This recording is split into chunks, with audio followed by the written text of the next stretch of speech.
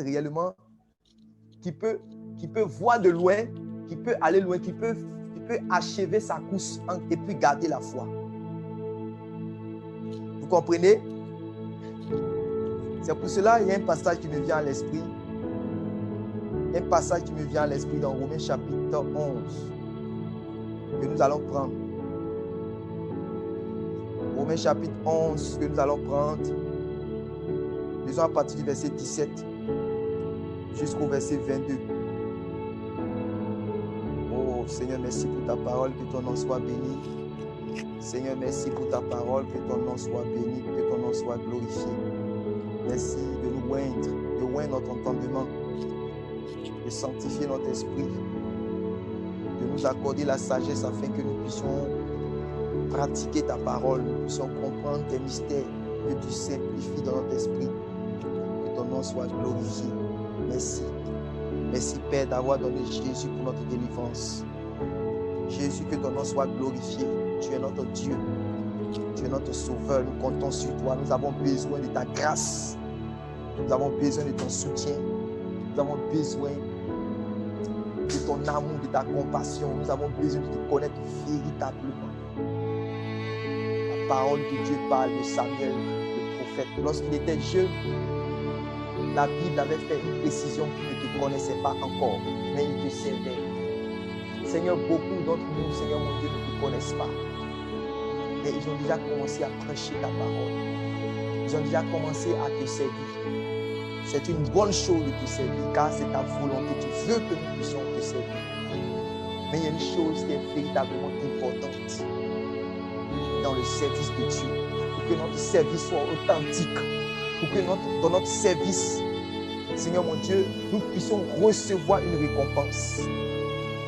Pour que, Seigneur, nous soyons agréables à toi dans notre service. Pour que nous soyons reconnus du ciel de notre service.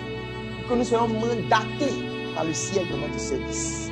Pour que, Seigneur, nous soyons commissionnés dans notre service. Pour que nous soyons approuvés de Dieu dans notre service. Pour que nous soyons loin du Saint-Esprit dans notre service. Pour que nous soyons en accord avec l'armée céleste. Pour que nous soyons bénis du Seigneur dans, Seigneur, notre service. Il faut que nous puissions avoir la révélation de toi. La révélation de qui tu es. Il faut que nous puissions te connaître. Il faut que tu puisses te révéler à nous. Tu as dit, Père, dans Jean 14, verset 21, que tu viendras à nous et que tu te feras connaître à nous, Seigneur. C'est ta volonté. Seigneur, ce jeune homme, ce petit enfant Samuel, il te servait sur la montagne de Silo. Il te servait, mais il n'avait pas encore maîtrisé ta voix. Il n'avait pas encore connu comment l'agneau de Dieu parle. Il n'avait pas encore connu comment l'Éternel des armées parle. Il n'avait pas encore entendu la voix de Dieu. Seigneur, nous voulons être, Seigneur, habitués à ta voix. Nous voulons être, Seigneur, familiarisés à ta voix. Nous voulons être, Seigneur, unis. Nous voulons connaître ta voix. Nous voulons être sensibles à ta voix. Et surtout, nous voulons obéir à ta voix. C'est une chose de connaître ta voix. C'est une autre chose, Seigneur mon Dieu, d'obéir à cette voix. Nous te supplions au nom du Seigneur Jésus-Christ.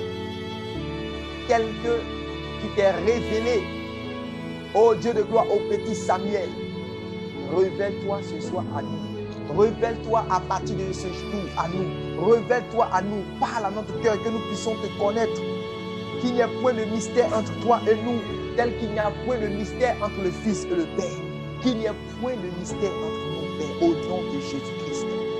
Seigneur, révèle-toi, s'il te plaît. Oui, Moïse a dit, Seigneur, si tu ne me montres pas ta face, alors je ne pourrai pas continuer. Fais-moi voir ta gloire. Fais-moi voir ta gloire. Fais-moi voir ta gloire. Seigneur, nous voulons voir ta gloire. Nous voulons te connaître. Tes enfants veulent te connaître. Nous voulons, Seigneur, que tu te révèles à nous. Ne cache pas ta face. Nous voulons connaître ta volonté. Nous voulons connaître tes désirs. Nous voulons connaître ce que tu veux de nous, Seigneur.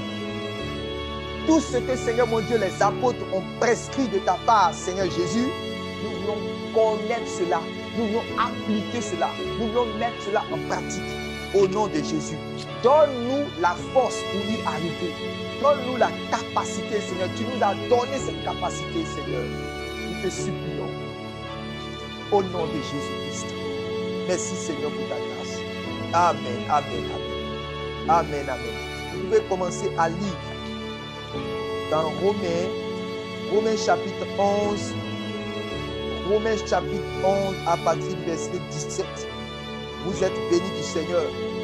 Le diable vous fera la guerre, mais il ne vous vaincra pas. Vous êtes bénis du Seigneur. Le diable vous fera la guerre, mais il ne vous vaincra pas au nom de Jésus-Christ. Alléluia. La main de Dieu est sur nous. Dieu nous aime. Dieu nous aime. La main de Dieu est sur nous. Et nous sommes réunis autour de sa parole. Alléluia. Alors lisons maintenant Romains chapitre 11 à partir du verset 17. Je vous en supplie. Soyez bénis. Mais si quelques-unes des branches ont été retranchées, et si toi, qui étais un olivier sauvage, tu as été hanté à leur place et rendu participant de la racine et de la graisse de l'olivier, ne te glorifie pas aux dépens de ces branches. Si tu te glorifies, sache que ce n'est pas toi qui portes la racine, mais que c'est la racine qui te porte. Tu diras donc, les branches ont été retranchées afin que moi je sois hanté. Cela est vrai, elles ont été retranchées pour cause d'incrédulité, et toi, tu subsistes par la foi. Et toi, tu subsistes par la foi, oui. Ne t'abandonne pas à l'orgueil. Ne t'abandonne pas à l'orgueil, mais crains, oui. Car si Dieu n'a pas épargné les branches naturelles, il ne t'épargnera pas non plus. Il ne t'épargnera pas non plus, oui. Considère donc la bonté et la sévérité de Dieu. Considère donc la bonté et la sévérité de Dieu. Sévérité envers ceux qui sont tombés et bonté de Dieu envers toi. Si tu demeures ferme dans cette bonté, autrement, tu seras aussi retranché. Amen. Amen. Amen. Amen. Amen. Donc, regardez bien le verset 22. Le verset 22 dit, considère donc à la fois. Je suis dans Semeur ici. Dans la version de Semeur, on dit, considère donc à la fois. Considère donc à la fois la bonté et la sévérité de Dieu. L'une des erreurs que nous commettons, nous en tant que chrétiens de cette génération, c'est qu'en lisant les évangiles, en lisant la Bible, nous avons découvert en fait l'amour de Dieu par la justification. Nous qui étions des impies, nous qui veillions par exemple autrefois dans la pornographie, la masturbation, la prostitution, nous qui étions autrefois dans l'idolâtrie, nous qui nous sommes vautrés dans toutes sortes d'iniquités qu'il est honteux aujourd'hui même réellement de faire mention. C'est-à-dire que personne ne pouvait miser sur nous. Parce qu'en réalité, en nous, il n'y avait rien de bon. Il y avait réellement le péché que Dieu n'aime pas. Et la Bible dit que Dieu a tant aimé le monde qu'il a donné son Fils unique afin que quiconque croit en lui ne périsse point, mais qu'il ait la vie éternelle. Et donc, c'est pour des impies. Le Seigneur Jésus même a été clair. Il a dit que ceux qui sont bien portants, ce n'est pas pour eux que je suis venu. Je suis venu pour ceux-là qui sont malades. Je suis venu pour ceux-là qui sont enchaînés. Et je dis tout à l'heure, lorsqu'il a dit aux Juifs, ne fallait-il pas que je vienne parmi vous afin de pouvoir libérer cette femme-là que Satan avait liée depuis 18 ans. Donc le Fils de Dieu a paru, il est venu sur la terre afin de détruire les œuvres du diable qui sont en nous. C'est-à-dire que le Fils de Dieu est venu afin que les prisonniers soient libres. Le Fils de Dieu est venu afin que les opprimés soient libres. Le Fils de Dieu est venu afin que ceux qui sont incarcérés dans les ténèbres, qui sont incarcérés dans les cachots les plus profonds, même dans le séjour des morts, spirituellement parlant, le Seigneur Jésus est venu pour les délivrer. Il dit qu'au son de sa voix, des gens vont passer de la mort à la vie. Des gens qui sont malades, ils seront guéris. Des gens qui sont assoiffés, ils seront abreuvés. Des gens qui pleurent, l'âme même réellement, ils vont trouver la consolation. Des gens qui sont abattus, des gens qui sont fatigués et chargés, ils vont trouver le repos. Vous comprenez? Et il a dit, quel que soit réellement le péché qu'un homme pourra commettre, même si son péché réellement c'est noir, plus noir même que le charbon, le Seigneur Jésus réellement, le fait qu'il, par le travail de son âme, par le fait que réellement il s'est donné à la croix de Golgotha, tous les péchés réellement que tu as commis, même si réellement quelqu'un a fait 11 avortements dans sa vie, qui ne disent pas réellement que j'ai fait 11 avortements, j'ai déjà tué 11 enfants, je suis déjà meurtrier, j'ai déjà tué plus de 11 enfants, et que je n'ai plus de place dans le royaume de Dieu.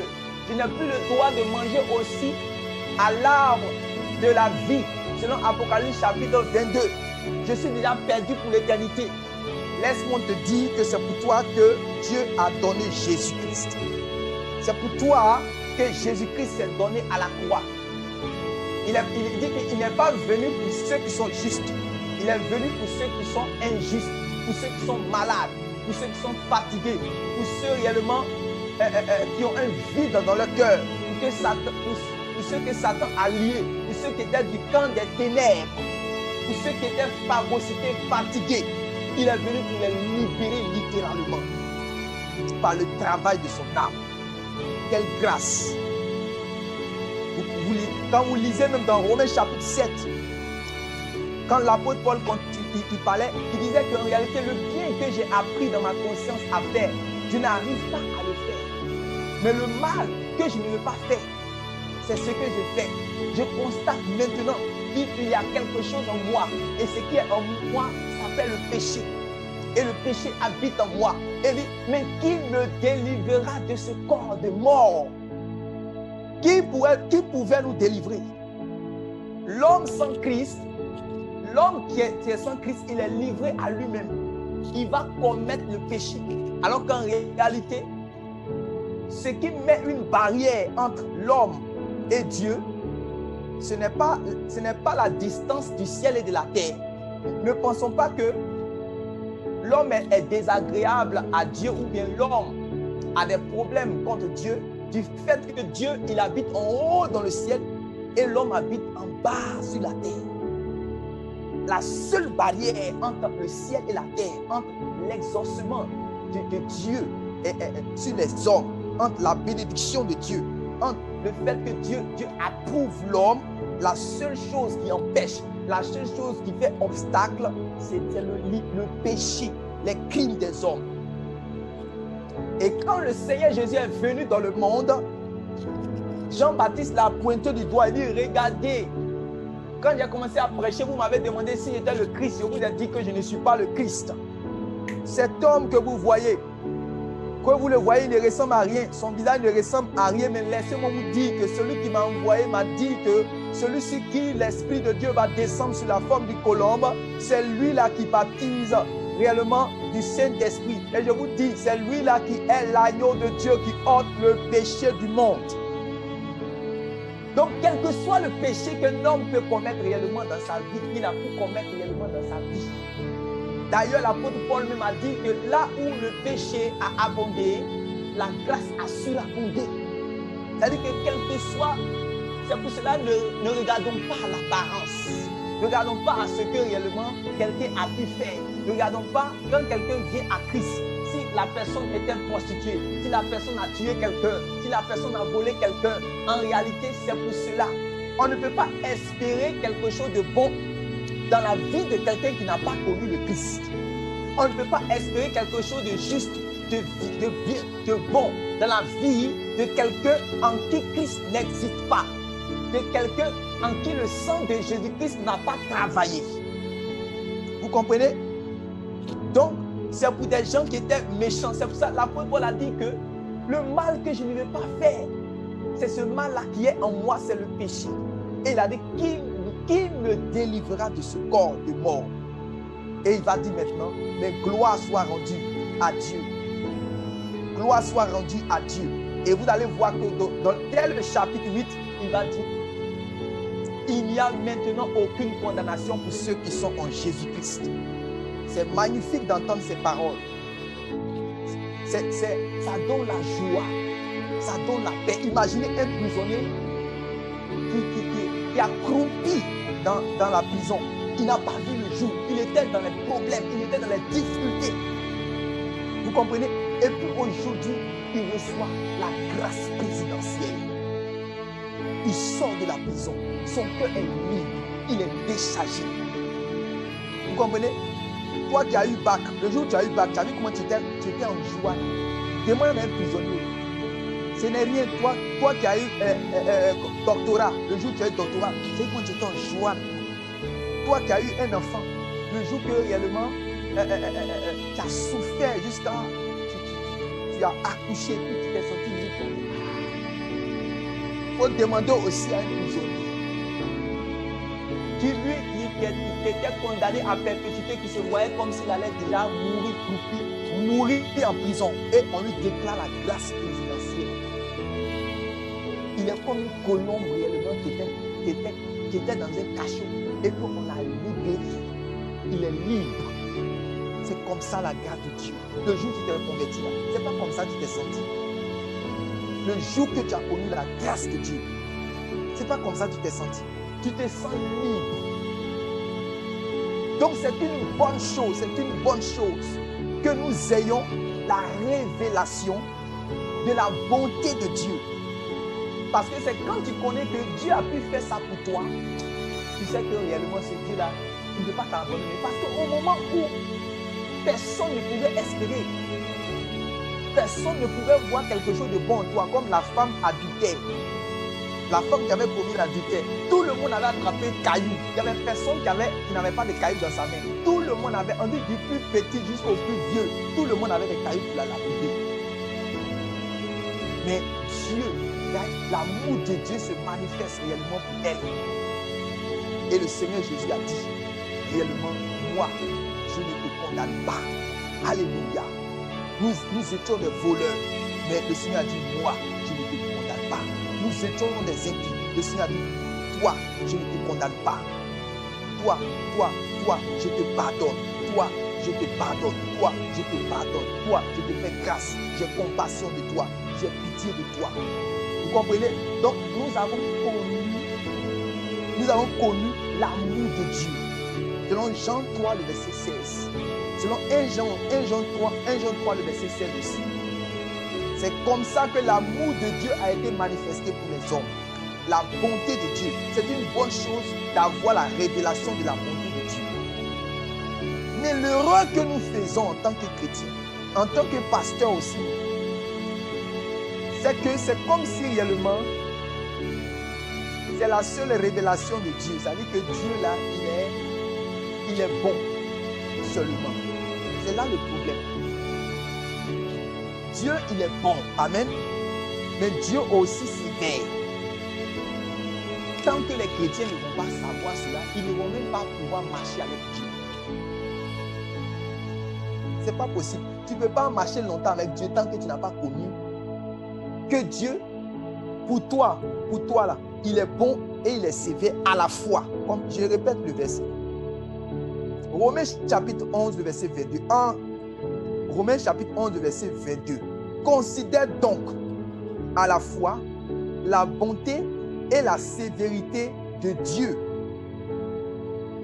Sévérité à l'égard de ceux qui sont tombés et bonté à ton égard aussi longtemps que tu t'attaches à cette bonté.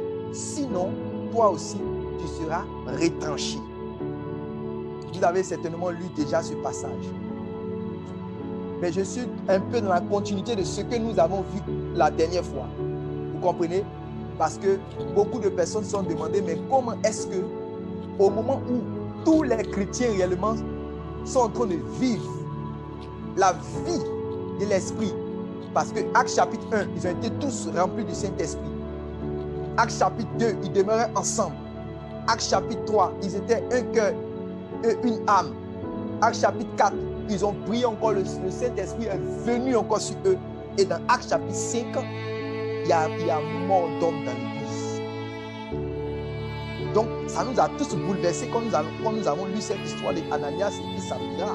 Ça nous a bouleversés. Donc, les gens se demandaient, mais donc le Saint-Esprit là, il tue aussi. Donc, c'était bizarre. Vous comprenez cela? On a l'habitude de prêcher ainsi. On dit, oh, vous là, vous ne devez pas parler, par exemple, vous ne devez pas parler de l'enfer dans vos prédications. Vous pensez que quand vous allez parler de l'enfer là, que nous, on obéit à Dieu par amour pour Dieu. On n'obéit pas à Dieu par la crainte de Dieu. On obéit à Dieu par amour pour Dieu. On a j'ai oublié l'expression que les gens disent. C'est-à-dire qu'ils disent que c'est parce qu'on aime Dieu. C'est-à-dire que nous, on obéit à Dieu, mais ce n'est pas parce que réellement on craint réellement d'être jeté en enfer. Quand on dit cela, ça semble spirituel, non? Ça semble spirituel. Mais ce n'est pas spirituel. Excusez-moi de nous choquer ce soir, mais ce n'est pas spirituel, selon la Bible. C'est un homme qui a lu aussi la Bible qui vous parle. C'est un homme qui a le Saint-Esprit qui vous parle aujourd'hui aussi. C'est un homme qui a lu l'Ancien Testament et le Nouveau Testament qui vous parle aujourd'hui. Que ce langage qui semble spirituel, lorsqu'on vous dit que non, oui, moi j'obéis à Dieu seulement par amour pour Dieu, que vous là, vous obéissez à Dieu réellement, vous pensez que quand on obéit à Dieu là, c'est par la crainte de Dieu, donc on doit avoir peur de Dieu. Ça, non. Ça semble spirituel, mais ce n'est pas spirituel. Tous ceux qui nous ont dévancés dans la foi, parce qu'on les a presque le Seigneur Jésus, ils ont entendu le véritable enseignement du Seigneur Jésus selon les évangiles. Quand tu as fini d'entendre cela, tu ne peux même pas avoir cela. Quand tu as bien compris cela, en tout cas, tu ne peux pas avoir cela. Parce que les évangiles du Seigneur Jésus, dans Matthieu, Marc, Luc et puis Jean, en nous, c'est-à-dire que ce qui est écrit dans Luc chapitre 22 là, c'est ce qui est révélé. Le Seigneur Jésus même, il a été clair. Quand vous lisez dans les évangiles, vous allez voir que le Seigneur Jésus a dit quoi? De ne pas craindre qui? Il dit de ne pas craindre ceux qui tuent le corps et qui ne peuvent rien faire réellement à l'âme. Ce n'est pas lui qui a dit cela. Mais là, il a dit craignez plutôt qui? Plutôt celui réellement qui peut quoi? Tuer qui peut tuer le corps et faire périr l'âme dans la géhenne. C'est lui que vous devez craindre. Bon, là encore, ce n'est pas encore trop fort parce que la crainte ici, dans ce passage, ça exprime le grand respect. Mais ça exprime à la fois aussi, si on lit bien ce passage sans essayer de spéculer trop, ça exprime les deux à la fois. C'est-à-dire ça exprime, parce que dans la crainte, en fait, dans notre nous qui sommes français, le mot crainte, en fait, ça exprime en fait deux choses. Ça exprime le grand respect, vous voyez, le fait de respecter, et ça exprime aussi la peur. C'est pas ça? Ça exprime deux choses, le respect et puis la peur. Si tu dis, je crains cette personne, ou bien je crains Dieu. Tu crains Dieu, ça exprime le grand respect. Craignez Dieu, ça veut dire respecter. En fait, le mot en français, ça veut dire la même chose. Mais ça, en fait, tant que dans ta tête, dans ma tête et dans notre tête là, c'est ça seulement la crainte de dire, ça veut dire que nous avons faussé. parce que même en français, c'est pas ce que la crainte seulement veut dire. La crainte aussi exprime la peur. Par exemple, quand vous lisez dans Romains chapitre 8, à partir du verset 15, on dit que vous n'avez pas reçu un esprit de servitude pour être dans la crainte. Vous comprenez? Donc, il y a plusieurs passages aussi. Quand vous voyez aussi que, comment on appelle ça, les enfants d'Israël voulaient quitter, les enfants d'Israël ont quitté l'Égypte et qu'ils étaient en face de la mer Rouge et que les Égyptiens venaient derrière eux. Moïse a dit que, il dit ne craignez point.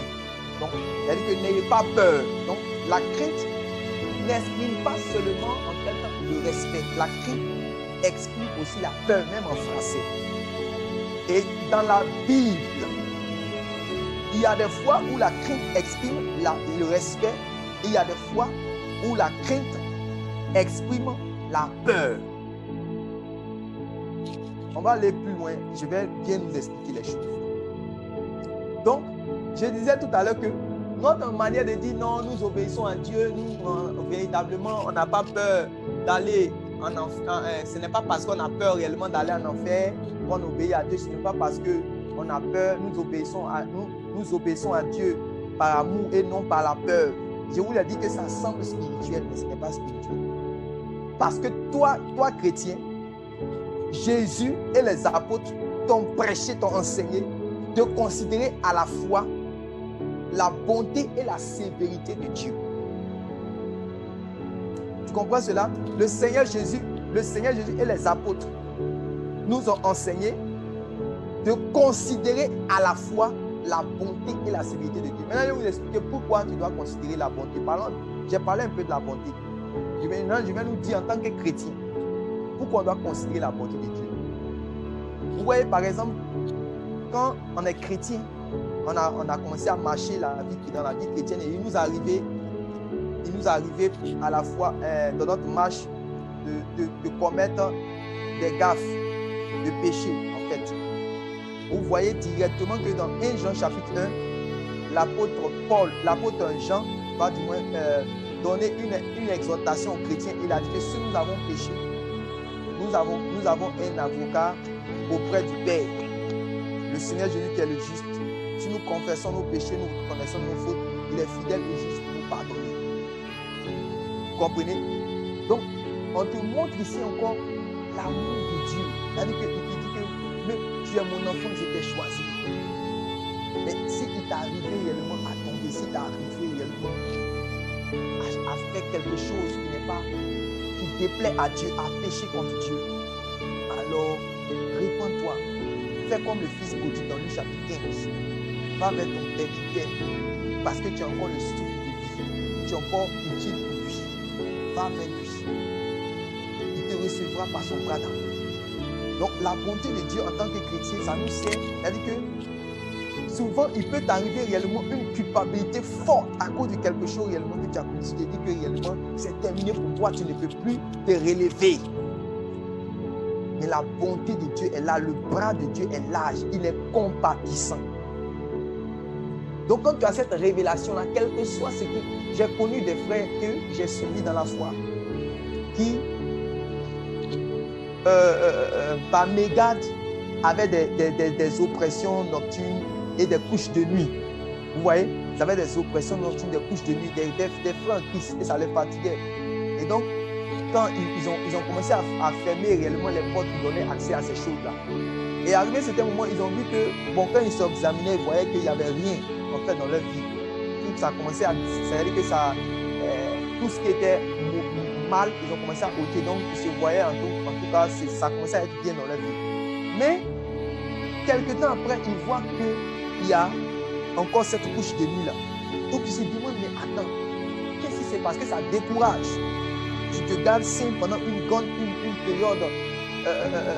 une longue période et automatiquement, tu vois que réellement il y a une couche de nuit. Et tu es découragé, tu te sens souillé. Voilà. Tu te sens sale aux yeux de Dieu. Et tu as une culpabilité. Et j'ai connu beaucoup de frères que j'ai suivis qui avaient réellement ce problème-là. Et je les ai exhortés par rapport à la bonté de Dieu. Je leur dis, n'écoute pas le diable. Toi, tu sais réellement dans ta conscience et ton cœur ne te condamne pas, que réellement tu as fait quelque chose de mal de manière volontaire à Dieu, alors pourquoi tu peux penser que réellement Dieu a quelque chose de mal contre toi? Lève-toi, lave-toi, va dans sa présence, prie, dis à ton Père que tu l'aimes malgré ce qui est arrivé, parce que dans cette condition ton Père t'aime. Ça c'est la bonté de Dieu, parce que Dieu est compatissant.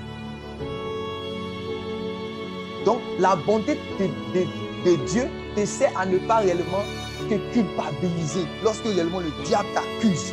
Nuit et jour, il t'accuse, alors que réellement tu sais que réellement tu veux revenir à Dieu. Ou bien encore, tu n'as pas quelque chose que tu as commis de manière volontaire, mais tu sens une culpabilité. Donc la bonté de Dieu te sert. C'est-à-dire que Dieu est un Dieu qui pardonne. De la même manière qu'il a pardonné à cette femme qui avait commis l'adultère. De la même manière qu'il réellement, il a pardonné à ses disciples. Le Seigneur Jésus pardonne. Donc ça, c'est bien de connaître la bonté de Dieu, même en tant que chrétien. Donc il y a la bonté de Dieu pour, qu'on appelle ça même, pour celui qui veut venir à la foi. C'est-à-dire que pour lui qui est un impie, la bonté de Dieu s'est manifestée dans le fait que le Seigneur, Dieu a donné son Fils. Le Seigneur Jésus s'est donné pour lui. Amen. Maintenant, quand tu viens dans la foi, la bonté de Dieu continue toujours. Selon que dans 1 Jean, chapitre 1, on te dit réellement que tu as été délivré spirituellement du monde des ténèbres et on t'a fait entrer maintenant dans le royaume de la lumière, spirituellement. Vous comprenez? Mais tu es encore sur la terre, dans le monde du péché. Donc, il peut arriver que réellement, tu puisses tomber sur le chemin. Mais il faut savoir que Dieu réellement t'aime. Et que Dieu peut te pardonner si tu te répands sincèrement. Ça, c'est Jean qui l'a dit. Et d'ailleurs, Jean a été sage en disant que si je vous ai écrit ces choses, c'est pour que vous ne péchiez point. Je ne vous ai pas écrit pour vous donner une permission d'aller pécher. Mais je vous ai écrit ces choses que vous ne péchiez point. J'espère que vous me comprenez. Vous comprenez pourquoi Jean a dit cela. Parce que beaucoup de personnes aussi ont tordu réellement ce que l'apôtre Jean a dit et réellement ils sont donnés comme ça une permission de pécher. Et c'est pour cela chaque dimanche, les gens répètent chaque fois ce verset. Si nous avons péché, nous avons un avocat auprès du Père, le Seigneur Jésus. Et puis chaque fois, on est là. Si nous avons péché et on se donne la permission de pécher, ce n'est pas ça. Vous comprenez? Le Seigneur Jésus n'est pas le parrain de tous les péchés que nous allons commettre sur le parcours de notre foi. Voilà, le Seigneur Jésus n'est pas le parrain de tous les péchés, toutes les iniquités que nous allons commettre réellement dans notre séjour terrestre. Non. Voilà, donc faisons attention. Voilà, donc la bonté de Dieu s'est manifestée envers nous tous et la bonté de Dieu se manifeste toujours. Mais, il y a toujours un mais. Vous comprenez? Il ne faut pas avoir seulement la révélation de la bonté de Dieu. Il faut aussi avoir la révélation de la sévérité de Dieu. C'est comme ça qu'il a été depuis l'Ancien Testament jusqu'au Nouveau Testament. Même dans l'Ancien Testament, sa bonté s'était manifestée. Vous comprenez? Sa bonté et sa sévérité s'étaient manifestées. Maintenant, les enfants d'Israël, eux seulement, c'est-à-dire que c'est la bonté de Dieu là seulement, en fait, c'est la bonté de Dieu seulement qu'eux ils voulaient. Mais ils refusaient la sévérité de Dieu. Voilà pourquoi plusieurs d'entre eux vont périr dans le désert. C'est la bonté de Dieu qui a fait que Dieu est parti les libérer de la puissance de Pharaon. Il a manifesté les 10 plaies. Il a utilisé son serviteur Moïse par son bras, par le bras puissant de l'Éternel et par un prophète. Israël a été délivré de la main de Pharaon. Même quand ils ont été délivrés, on dit que réellement l'adversaire est sorti derrière eux pour pouvoir réellement les tuer devant la mer. Mais Dieu a manifesté sa gloire. Il a ouvert la mer rouge réellement et les enfants d'Israël sont passés à pied sec jusque dans le désert et il a englouti l'armée de Pharaon. Et dans le désert même, il a nourri le peuple. Pendant 40 ans, les vêtements qu'ils avaient portés, ces vêtements-là réellement ne sont pas usés. Leurs pieds réellement n'ont pas eu d'ampoule, ils n'ont pas eu de blessures dans leurs pieds. Le Seigneur Dieu les a assistés. Ils n'ont pas eu soif. Dans le désert, le Seigneur Jésus les a abreuvés. Dieu les a abreuvés par le rocher qui les suivait et ce rocher était Christ. Selon 1 Corinthiens chapitre 10. Dieu les a nourris de la manne. Même quand ils se sont plaints encore, le Seigneur même a envoyé des cailles. Ils ont mangé jusqu'à ce que même la viande n'a pu sortir de leurs narines. Donc, Dieu a manifesté son amour. Il dit, je vais les envoyer dans le désert pour que réellement ils puissent connaître mon amour que j'ai. Quand vous lisez les prophètes, vous serez étonnés. Lorsque les prophètes disent qu'en réalité, Jérusalem baignait dans le sang. Elle était délaissée. Il n'y avait personne pour elle. Elle était abandonnée. Mais quand Dieu l'a regardée, Dieu a vu, Dieu a manifesté son amour comme un homme qui passe dans la rue et qui voit un bébé qui a été abandonné dans la poubelle. Ainsi, Jérusalem était comme ce bébé-là, abandonné dans la poubelle. Israël était comme ce bébé-là, dont la mère a fini d'accoucher, mais la mère, elle trouve que ce bébé est une ignominie pour elle. Et elle a jeté le bébé dans la poubelle.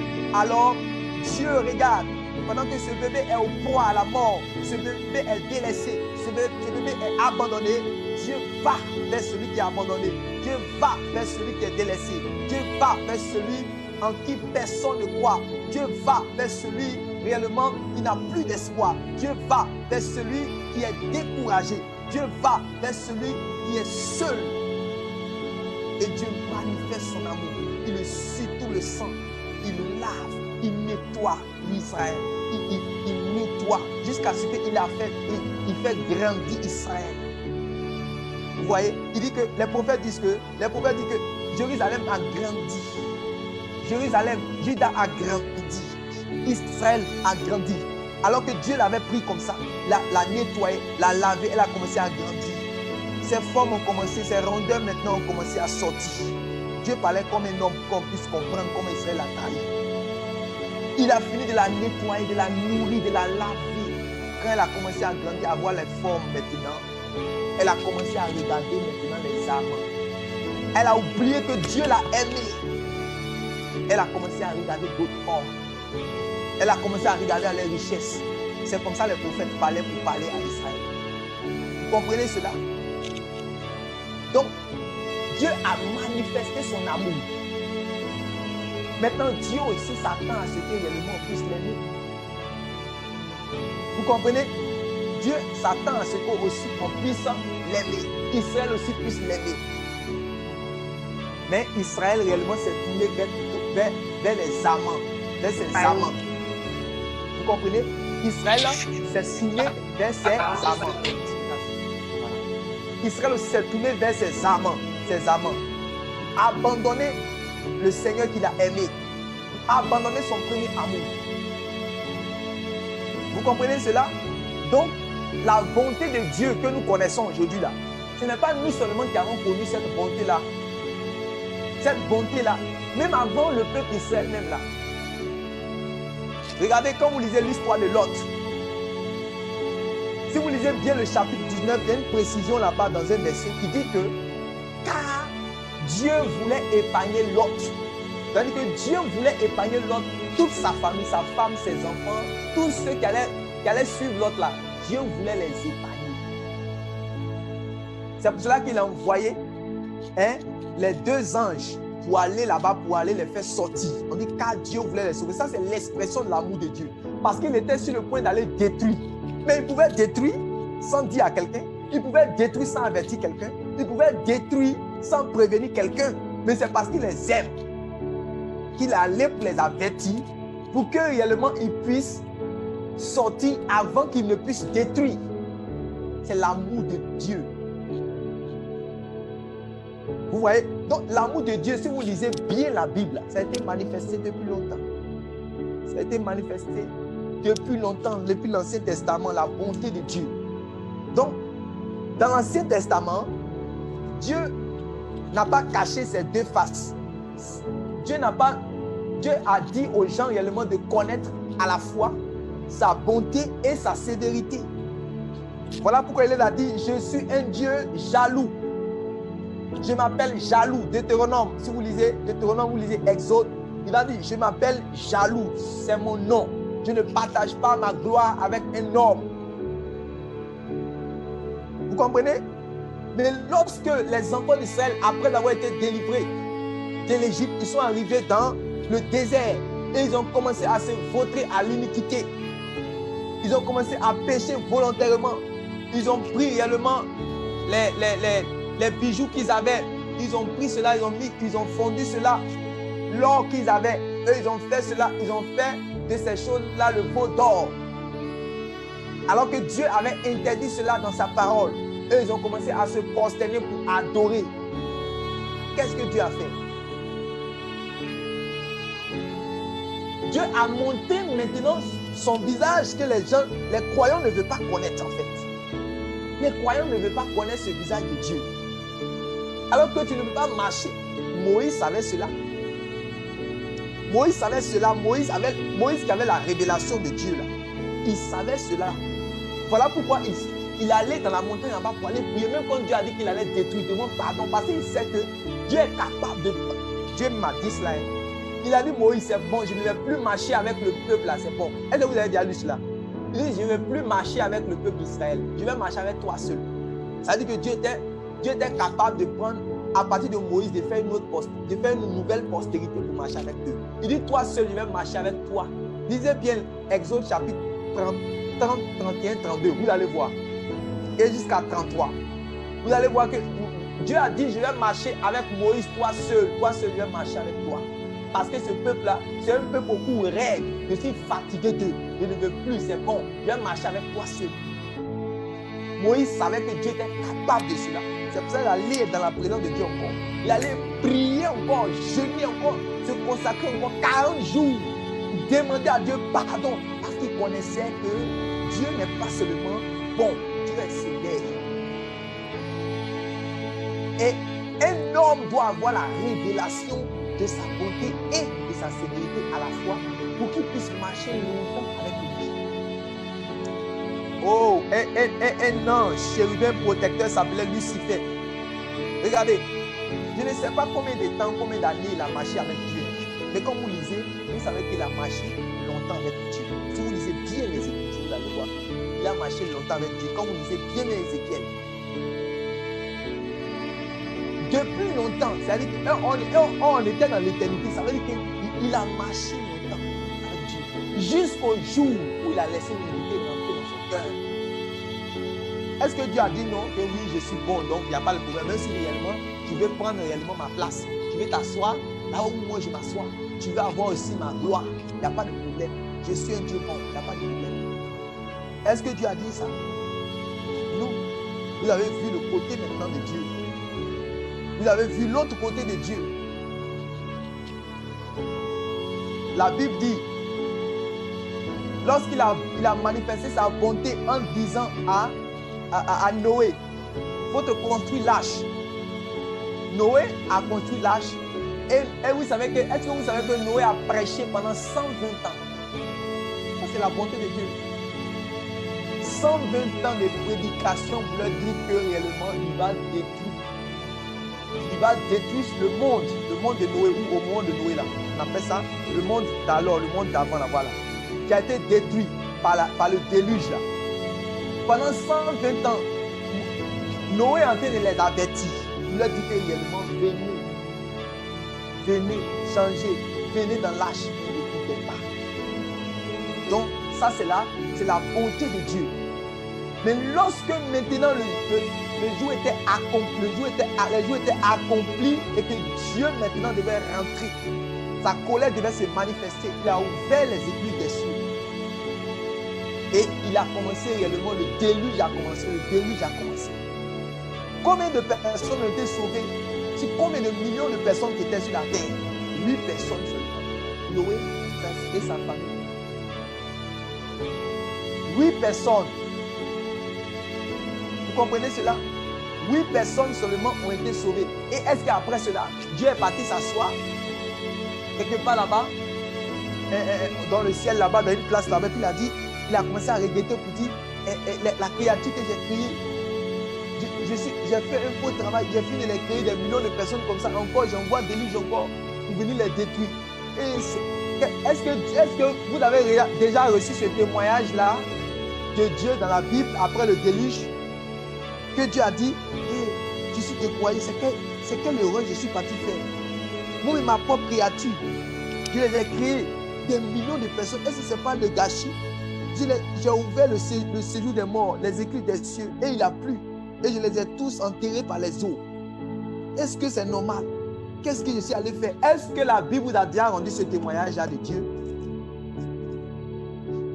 Mais le témoignage que la Bible a donné là, après le déluge, c'est-à-dire qu'on dit même pendant le déluge, pendant qu'il y avait les gens qui étaient en train de souffrir, pendant qu'il y avait les gens, les vieillards, tous ceux qui étaient sur la terre là, étaient là. L'eau était en train de les emporter, ils criaient, tous les cris que vous pouvez entendre là, ils criaient cela. Le livre des psaumes dit que Dieu était assis sur son trône et regardait ce qui s'est passé. Le bon Dieu était assis sur son trône et regardait ce qui se passait le jour du déluge. C'est comme ça le jour de l'Éternel, quand le jour de l'Éternel va arriver.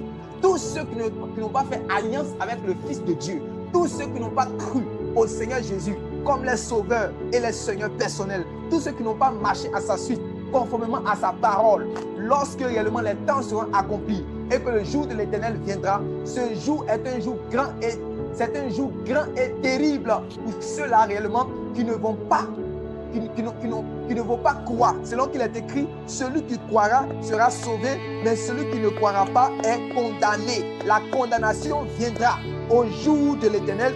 La condamnation viendra au jour de l'Éternel. La colère de l'Éternel qu'avaient prophétisé tous les prophètes unanimement, cette colère-là arrive. Selon que l'apôtre, le prophète Jean a dit, fuyez la colère de Dieu, répentez-vous, car la colère de Dieu arrive. Tout arbre qui ne portera pas de bons fruits sera coupé et jeté au feu. L'humanité connaîtra maintenant ce Dieu-là qui avait patienté pendant des années et des années. Aujourd'hui, il y a 2000 ans que son fils est mort à la croix, mais il a patienté. Les hommes ne savent pas que la sévérité et l'amour de Dieu se manifeste en ce que Dieu continue de patienter, il patiente, afin que les hommes puissent se repentir. Mais les hommes ne veulent pas se repentir.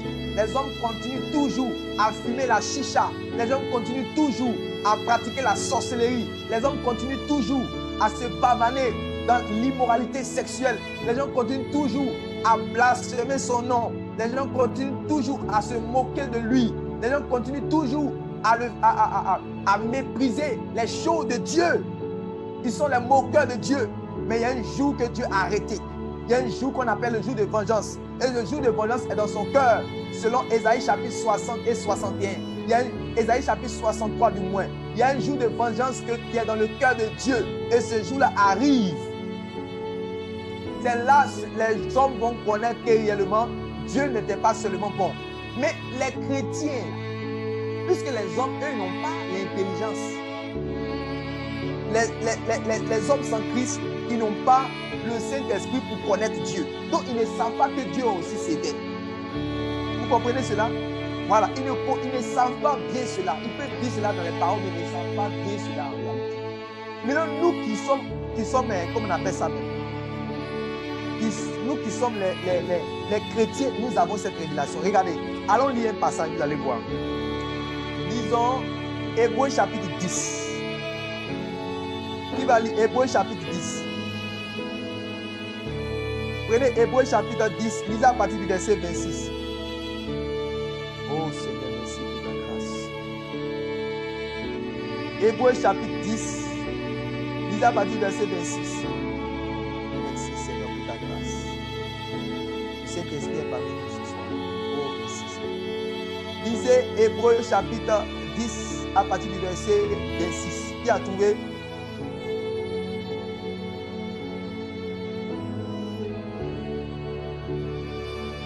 Qui a trouvé Hébreux chapitre 10, verset 26, on lit rapidement.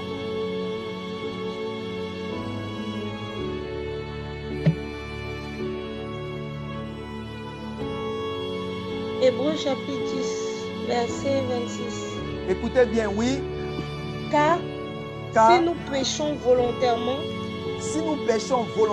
écoutez bien, si nous, donc ici, l'épître aux Hébreux, en fait, ce sont les apôtres. Donc, ce sont les apôtres qui ont écrit. Et puis, c'est un apôtre qui écrit. Et puis, en réalité, c'est pour les chrétiens. C'est un enseignement, en fait. Ce sont les épîtres, c'est pour les chrétiens. C'est adressé, en fait, aux chrétiens. Ce n'est pas adressé aux païens. Ce n'est pas comme l'évangile qui est adressé à tout le monde, là. Ça, ce sont les enseignements. C'est adressé à ceux qui sont nés de nouveau, ceux qui sont circoncis de cœur, ceux qui ont cru au Fils de Dieu, ceux qui ont décidé de faire route avec le Seigneur Jésus sur le sentier étroit. C'est à ceux-là que ces paroles-là s'adressent. Donc, là, il dit, si nous, le nous là, ça ne parle pas de ceux qui n'ont pas Jésus dans leur vie. Ça parle de ceux qui ont le Christ dans leur vie. Écoutez maintenant ce qu'il dit. Si quoi? Si nous péchons volontairement, si nous péchons volontairement, après avoir reçu la connaissance de la vérité, après avoir reçu la connaissance de la vérité, il ne reste plus de sacrifice pour les péchés. Il ne reste plus de sacrifice pour les péchés. Donc, stop. Ça veut dire que il y avait des sacrifices. C'est-à-dire qu'il y avait un sacrifice. On dit il ne reste plus. Si on dit il ne reste plus, ça veut dire que c'est pour une personne en fait pour qui ce sacrifice-là a eu effet. Cette parole-là, ça ne peut pas être adressé à un païen. Si ça s'adresse à un païen, alors où est l'amour de Dieu? On ne peut pas dire à une prostituée aujourd'hui, pendant que le Seigneur Jésus n'est pas encore venu dans le temps de la grâce, qu'il ne reste plus de sacrifice pour toi. C'est impossible. Ce n'est pas le témoignage de l'évangile. C'est en fait, parce qu'en réalité, la personne a besoin de l'amour de Dieu. La personne a besoin du sacrifice de Jésus. Mais ce qu'on dit ici, là, c'est celui en réalité en qui ce sacrifice-là a eu effet. Vous me comprenez? C'est pour ça qu'on dit il ne reste plus. Ça veut dire que cette personne-là, le sacrifice-là a déjà eu effet dans sa vie. Oui? Mais une attente du jugement.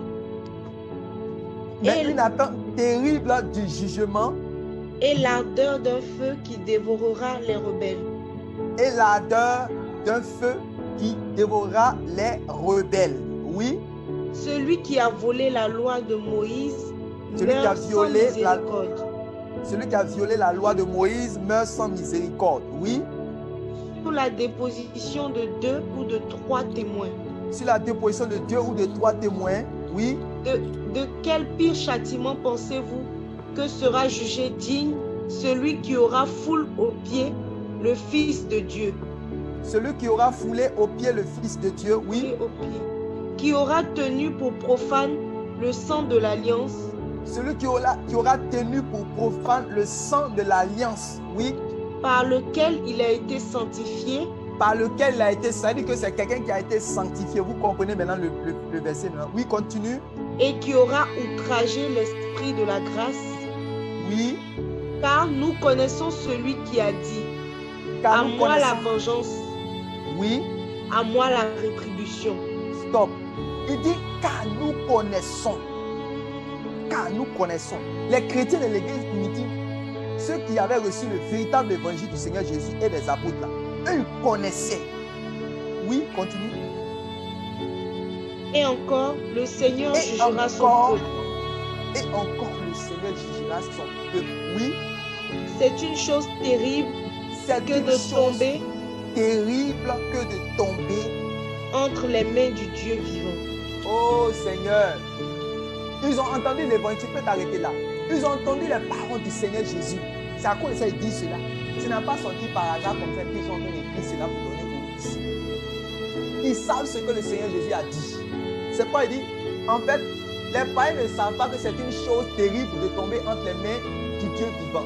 Ce sont les chrétiens qui ont cette révélation que c'est une chose terrible de tomber entre les mains du Dieu vivant. Ils ont vu tout ce que Dieu a fait avec l'ancien peuple, le peuple d'Israël dans le désert. Ils ont vu cela.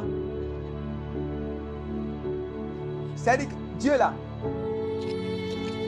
il avait dit par exemple, pendant que les enfants d'Israël quittaient l'Égypte, ils ont traversé le désert vaincu copieusement, littéralement tous les royaumes qui étaient là, parce que Dieu marchait avec eux. Quand ils obéissaient à Dieu, ils avaient la victoire et ils étaient un peuple béni.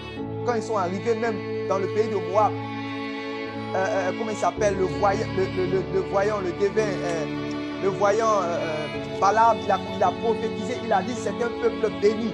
qui marche avec Dieu. Personne ne peut s'opposer à ce peuple-là. Et il a dit, l'enchantement ne pourra point contre ce peuple.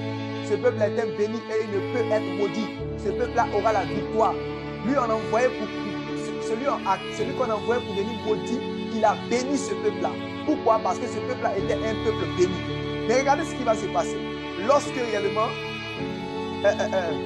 Balaam a reçu les présents, comme vous lisez dans Nombre chapitre 24, Balaam va recevoir les présents de Balak, du roi Balak, et il va emmener une pierre d'achoppement il va emmener une pierre d'achoppement en fait dans le peuple d'Israël. Et lorsque les enfants d'Israël maintenant vont commencer à se livrer,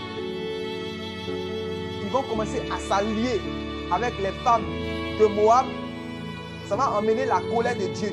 C'est-à-dire que quand ils vont commencer à commettre le péché, quand ils vont commencer à faire ce qui était mal aux yeux de Dieu, qu'est-ce qui s'est passé? Le Dieu qui les avait aimés, le Dieu qui les avait défendus, le Dieu qui les avait approuvés, le Dieu qui avait marché devant eux, qui avait vaincu tous leurs adversaires. Avant même que Satan allait commencer, avant que l'enchantement allait commencer à venir, lui-même il a commencé à les juger. Parce que c'est une chose terrible. Il a fait ce qui était plus terrible même que l'enchantement. Il a dit à Moïse, il a dit aux chefs, tous les chefs là, faites-les sortir. Et Dieu les a pendus. C'est notre Dieu là. C'est notre Dieu là.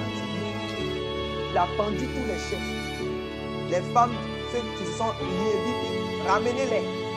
Parce que moi, mon peuple là, réellement, on ne va pas se mélanger réellement avec les autres peuples qui ne me connaissent pas. Parce que moi, j'ai dit cela dans ma loi. Donc, ne faites pas cela.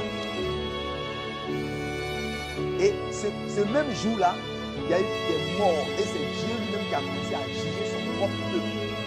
Mais on a comme l'impression que Dieu ne juge pas son propre peuple parce qu'on est passé de l'ancienne alliance à la nouvelle alliance. Qui vous a dit ça? D'ailleurs, quand vous lisez, même Dieu vous a dit quoi? Qu'il y a des choses où vous allez débattre, les gens vont débattre dans les Écritures. Mais à certains passages-là, comme tu sais que tu ne peux pas débattre. Par exemple, le passage d'Ananias et de Saphira. Et tu peux dire non que oui, parce que toi-même tu as vu que c'est le Saint-Esprit qui les a tués. Dans la nouvelle alliance. Vous comprenez? Et regardez, quand il y a eu cela, quel est le témoignage qui a été rendu à la fin quand Ananias et Saphira sont tombés, raides morts, après nous avons pointé le Saint-Esprit? On dit, et la crainte s'empara de tout le peuple. La crainte de Dieu. C'est quelle crainte? Le fait que Dieu là, c'est pas, on ne s'amuse pas à lui comme ça. Avec toute la révélation que tu as aujourd'hui, avec toute la connaissance que tu as aujourd'hui, tu te lèves comme ça. Tu dis non, je vais aller consulter les fétiches pour que mon affaire marche. Pour que mon église là, ça soit remplie. Il y a 5000 membres. Moi aussi, j'ai plongé la main dans les fétiches. Tu vas connaître Dieu avant que Satan même va venir. Tu vas connaître Dieu. C'est terrible de tomber en sa main. Il est plus dangereux que Satan. En fait, les gens ont plus peur du diable que... La dernière fois, j'avais parlé de comment Satan enseigne. Et je vous ai dit que je ne vous prêche pas pour que vous ayez peur réellement du diable. Parce que ce n'est pas ce que l'évangile ne nous enseigne pas d'avoir peur du diable. Au contraire, l'évangile nous demande réellement de le combattre, de lui résister. Mais celui qu'on doit avoir peur de lui, Jésus a déjà dit, celui que vous devez craindre, celui qu'on doit avoir peur de lui, c'est Dieu.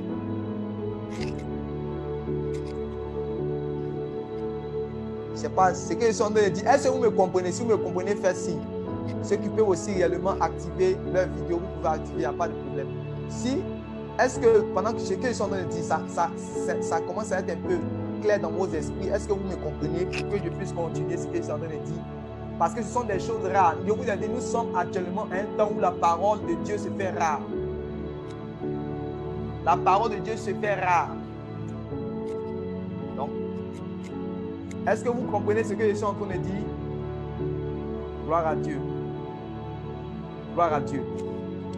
Donc, c'est une chose terrible de tomber entre les mains réellement de Dieu. Dieu là, il est Dieu.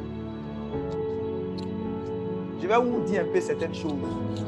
Je vais vous dire un peu certaines choses qu'on voit aussi dans les Écritures. Vous savez qu'il y a des anges qui n'osent pas regarder la face de Dieu. Et puis, dans le ciel même de Dieu, où Dieu est là, dans le ciel où Dieu est là, ce n'est pas tous ceux réellement qui sont au ciel là qui rentrent où Dieu est. Il y a des passages de la Bible que je peux vous donner, vous allez voir cela.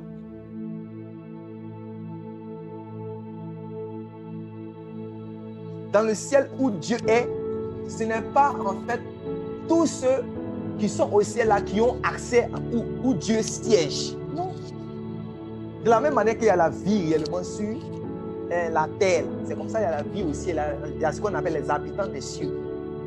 Et tous, dans les habitants des cieux, eux tous, ils n'ont pas la même classe, ils n'ont pas les mêmes grades. Dieu les a créés selon sa volonté comme il veut. Il a fait d'autres petits et d'autres grands. Et ce n'est pas tout le monde qui a accès à sa présence. Ce n'est pas tout le monde qui est proche de Dieu. C'est pour ça même. Regardez, la femme, la maman comment il s'appelle, Jean et puis Jacques.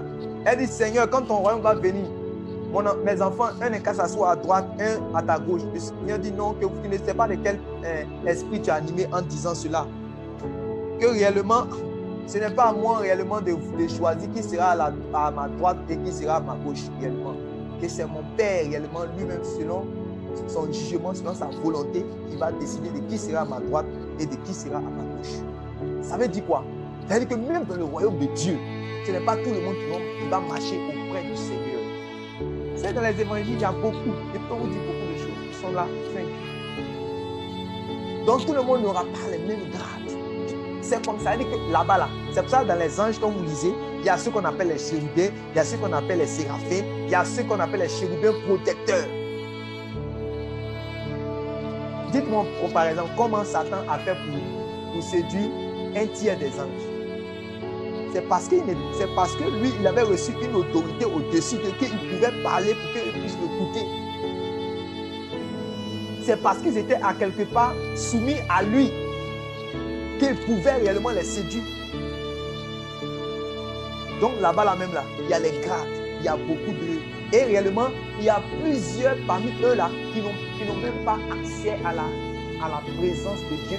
C'est pour ça que c'est par convocation même qu'on rentre dans la cour céleste. Regardez les témoignages que les Écritures rendent. C'est par convocation. Il y a convocation d'abord que tu peux. Ce n'est pas n'importe qui. Quand on dit qu'il est le Tout-Puissant, c'est pas Satan. C'est vrai que Satan, c'est un ange puissant. Il séduit, il est le point de la puissance de l'air. Mais notre Dieu, il est terrible. Il est terrible. Et c'est lui que nous devons craindre. C'est pour ça que même si tu dors, même si tu passes dans un cimetière, il faut avoir la révélation de ce Dieu-là il est puissant et terrible. Même si tu passes dans un cimetière, il ne faut pas avoir peur de Satan, des démons qui sont là-bas. Les chrétiens ont dit qu'ils ont peur d'aller au village. Tu as peur d'aller au village par rapport à quoi? Et tu sais en qui tu as cru? Tu as peur d'aller dans certains endroits par rapport à quoi? Simplement, réellement, essaie de ranger, efforce-toi d'être agréable à Dieu en rangeant ta vie selon la parole de Dieu, l'enseignement du Seigneur Jésus. Le reste là, dors tranquille. Même si tu n'as pas de maison, que tu dors dans un cimetière, rien ne peut t'arriver. Je vois les chrétiens qui ont peur de prier seuls dans le noir. Tu as peur de quoi? De prier seul dans le noir. Arrête-moi ça là. Arrête-moi ça.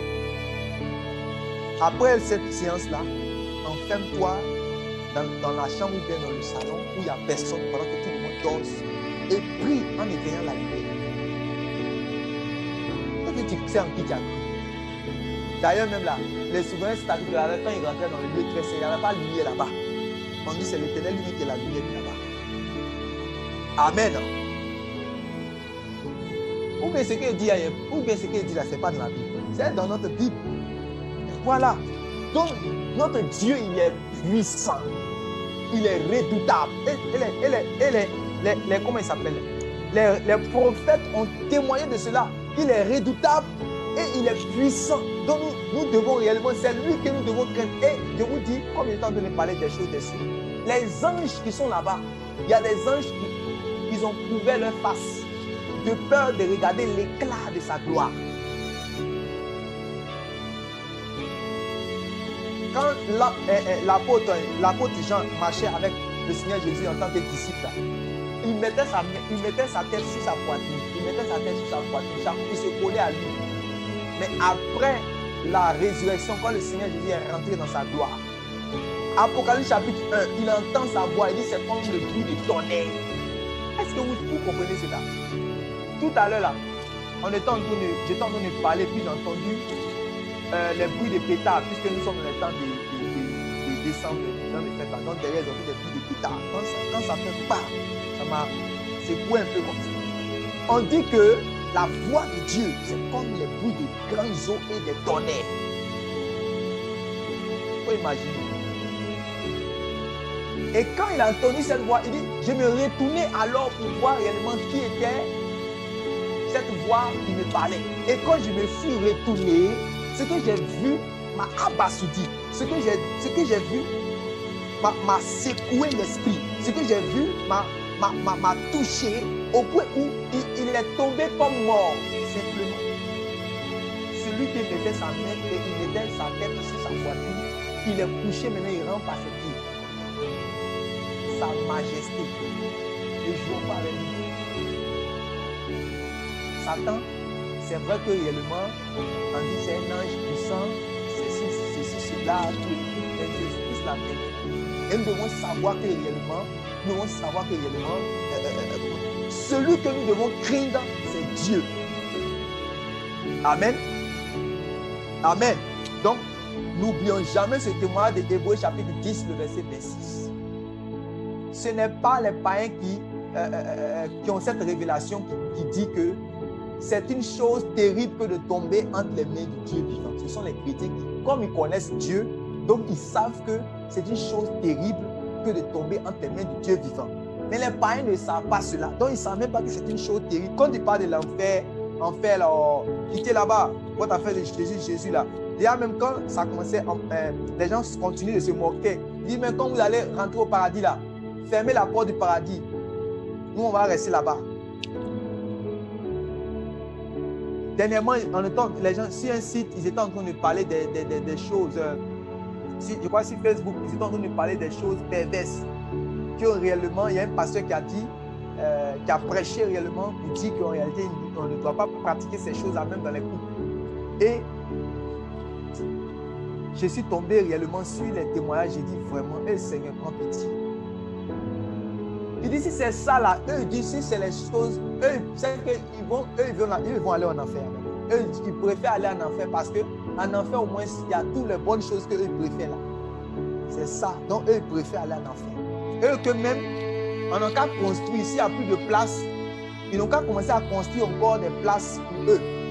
Eux ils vont louer maison encore, ils vont louer une place en enfer s'il n'y a plus de place parce que l'enfer là, c'est les bonnes choses là qui sont là-bas.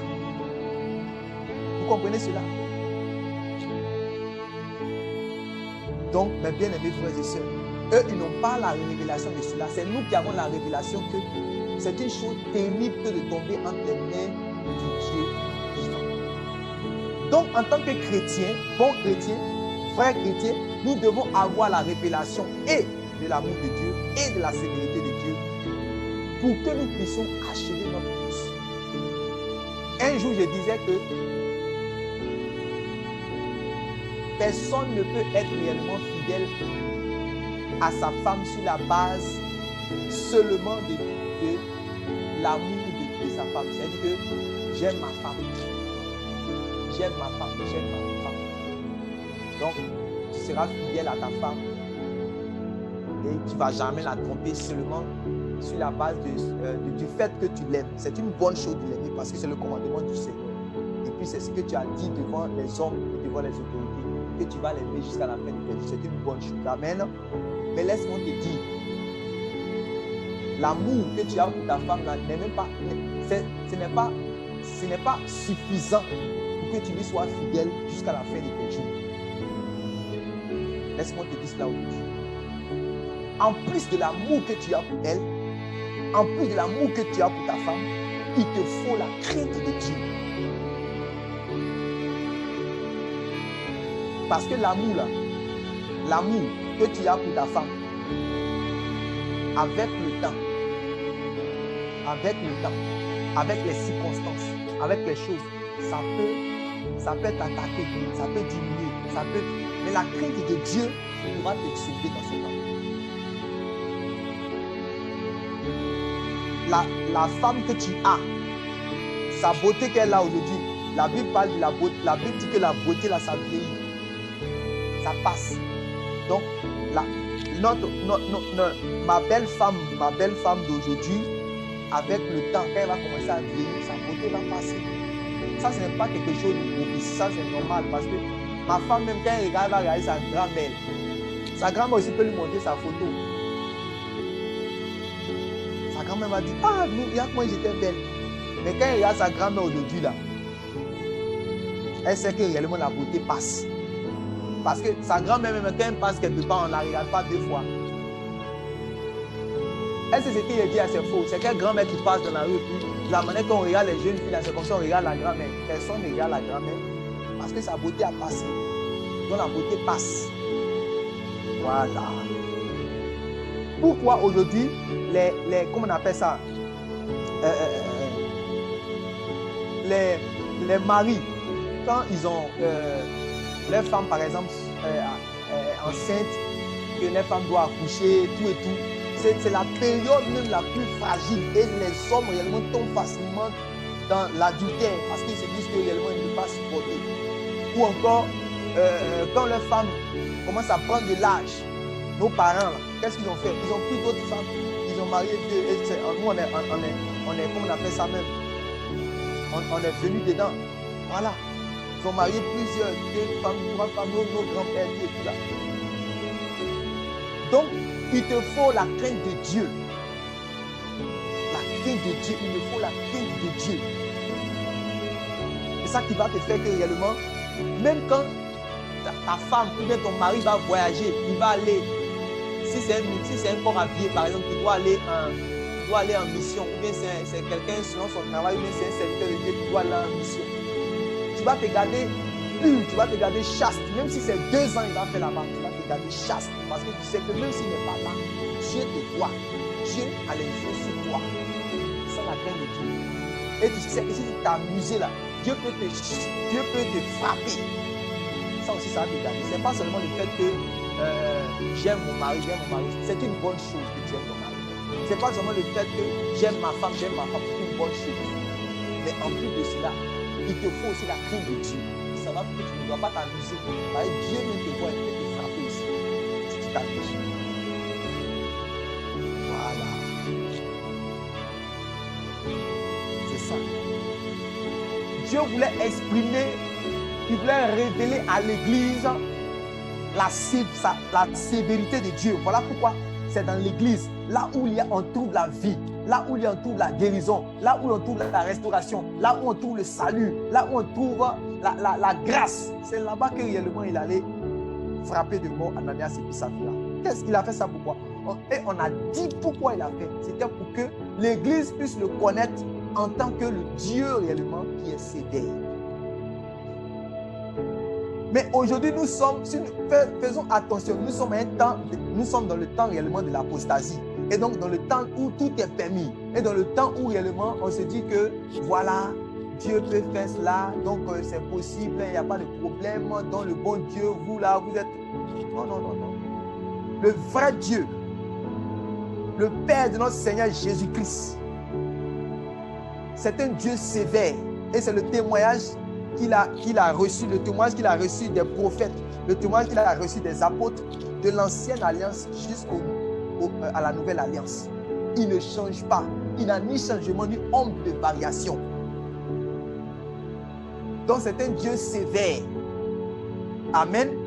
On dit que si tu n'as pas la sévérité de Dieu là, et que tu as la bonté de Dieu seulement, c'est un problème. Si aussi tu as la sévérité de Dieu aussi, que tu n'as pas la bonté de Dieu aussi, tu es déséquilibré, c'est un problème. Il faut avoir à la fois et la bonté de Dieu et la sévérité de Dieu. Amen. C'est en cela que tu vas t'attacher à sa parole. C'est en cela que tu vas continuer de marcher avec lui longtemps. Ce que je vous dis là, je sais de quoi il vous parle. Je sais de quoi il vous parle. C'est la sévérité de Dieu qui a fait que l'apôtre Paul a fait cette confession dans 1 Corinthiens chapitre 9, le verset 27. Il a dit quoi? 1 Corinthiens chapitre 9, verset 27. Qu'est-ce qu'il a dit? Je traite durement mon corps. Je vais terminer par là. Il y a beaucoup de choses à dire. Peut-être on va parler ça une prochaine fois. Mais on a été vraiment là, on a pris plus d'une heure. Et il dit, je traite durement mon corps de peur d'être rejeté après avoir prêché aux autres. Maintenant là, je vais vous poser maintenant la question. Ça veut dire quoi de peur?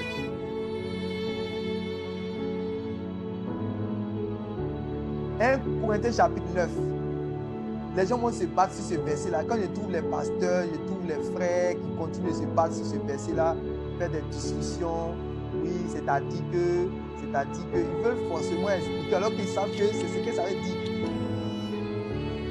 L'apôtre Paul dit de peur d'être rejeté après avoir prêché. L'apôtre Paul a peur de quoi? La peur, là, ça veut dire quoi? Qu'est-ce que ça veut dire? Vous qui comprenez français, les frères et sœurs, qu'est-ce que ça veut dire?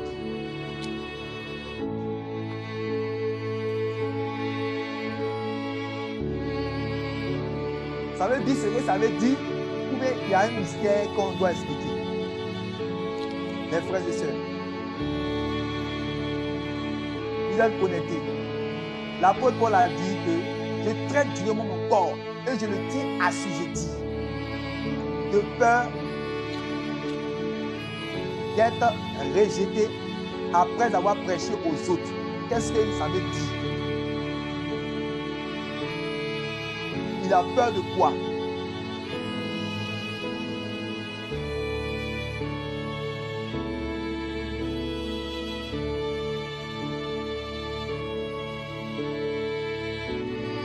Amen. Donc, en réalité, il faut que nous puissions bien comprendre les choses. Il faut que nous puissions comprendre les choses simplement. Donc, dans ce passage, il a dit dans Romains chapitre 11, que nous n'étions pas des plantes naturelles. Nous étions des plantes sauvages. Il nous a pris, il nous a greffé à l'arbre qui est le Christ. Donc, nous faisons partie. Mais nous devons savoir que avant que nous soyons greffés,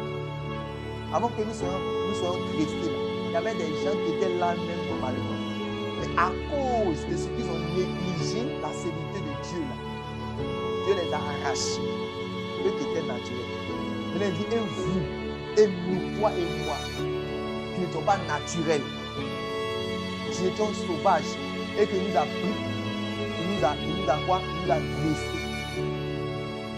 Il dit, nous ne devons pas nous enorgueillir. Et il y a trop de chrétiens orgueilleux par leur prédication, par leur croyance.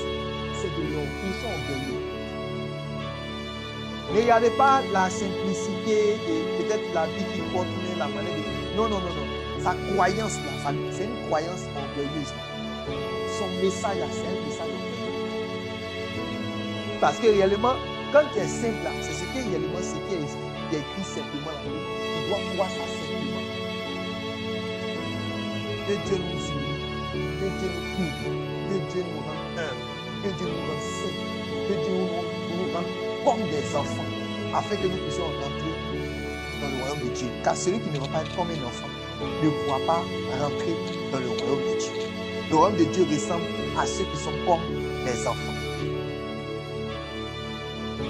De peur que nous aussi, nous soyons arrachés et de peur que nous soyons ôtés, c'est-à-dire arrachés qu'on appelle ça même, de l'arbre pour être jetés, il faut que nous puissions avoir et la bonté et la sévérité. N'oubliez jamais cela. Nous en supplie. Donc, je termine. L'apôtre Paul a dit de peur d'être rejeté après avoir prêché aux autres parce qu'il connaissait qui était Dieu. Il sait que c'est le Seigneur Jésus qui a dit dans Matthieu chapitre 7, verset 21, que des gens vont venir à la fin. Au moins, ils vont vouloir rentrer, il va se tenir à la porte. Au moins, ils vont dire que nous voulons entrer parce que nous avons fait ceci, nous avons fait cela, nous avons fait ceci, nous avons fait cela. Lui, il va leur dire que vous ne rentrez pas ici parce que vous avez commis l'iniquité. Vous êtes des ouvriers d'iniquité. Vous n'avez pas accompli la volonté de mon Père. Retirez-vous de moi, vous qui commettez l'iniquité. c'est ce que l'apôtre Paul a reçu comme témoignage. C'est à cause de ça il a dit, lui aussi, il va traiter durement son corps, de peur qu'après avoir fini sa mission sur la terre, il soit rejeté. Ça, tu veux comprendre ça comme encore? C'est pour cela que nous aussi, quand on pense à l'éternité là, quand on veut commettre les choses, quand on veut faire les choses, même quand on réfléchit à l'éternité, on se dit que, vraiment, Dieu là, attends. C'est ça qui a fait que Joseph ne s'est pas amusé quand la femme de Potiphar réellement dit qu'aujourd'hui, mon mari n'est pas là, il faut venir, tu vas me connaître. Viens, on va avoir commerce ensemble. Il a fui, il dit que même si réellement je sors sans la tunique, vaut mieux cela parce que c'est terrible de tomber entre les mains de Dieu vivant. C'est à cause de ça qu'il a pris automatiquement, il a fui automatiquement parce qu'il savait que Dieu, il dit, je ne peux pas faire cela à mon Dieu qui me regarde. Que la crainte de Dieu s'attache à toi au nom de Jésus-Christ. Que la crainte de Dieu s'attache à toi au nom de Jésus-Christ. Que la crainte de Dieu s'attache à toi au nom de Jésus-Christ. Que la crainte de Dieu s'attache à ton cœur. Que la crainte de Dieu s'attache à mon cœur. Que la crainte de Dieu s'attache à moi. Que la crainte de Dieu s'attache à toi. Que la crainte de Dieu, oui, s'attache à l'église. Commencez à prier maintenant.